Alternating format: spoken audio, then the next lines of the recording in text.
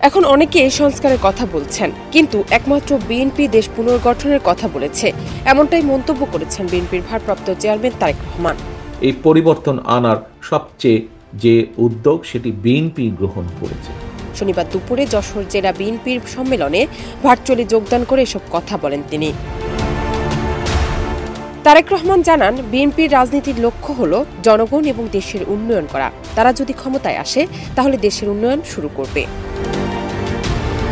তিনি আরো বলেন, বিএনপি কখনো জনগণের সমর্থন ছাড়া কোনো কাজ করেনি। যারা ভুল পথে চলে গেছেন তাদের বিরুদ্ধে ব্যবস্থা নেওয়া হয়েছে। বিএনপির বিরুদ্ধে কোনো অপপ্রচারে বিভ্রান্ত না হবার কথাও বলেন তিনি। দেশের জন্য দ্রুত ও সঠিক নির্বাচন প্রয়োজন বলেও মন্তব্য করেছেন তারেক রহমান। তিনি বলেন, স্বৈরাচার শেখ হাসিনার বিরুদ্ধে 17 বছর আন্দোলন করেছে বিএনপি। আছে পলাতক, তবে ষড়যন্ত্রকারীরা থেমেনি। তারা নানাভাবে নিজেদের উদ্দেশ্য হাসিল করতে চায়, কিন্তু বিএনপি তা সফল হতে দেবে না।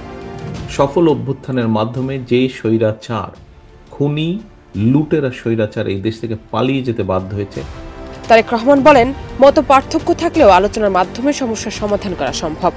31 দফা পরিকল্পনায় শিক্ষা, স্বাস্থ্য, বেকারদের কর্মসংস্থান, কৃষি উন্নয়ন সহ দেশের নানা বিষয় নিয়ে পরিকল্পনা রয়েছে।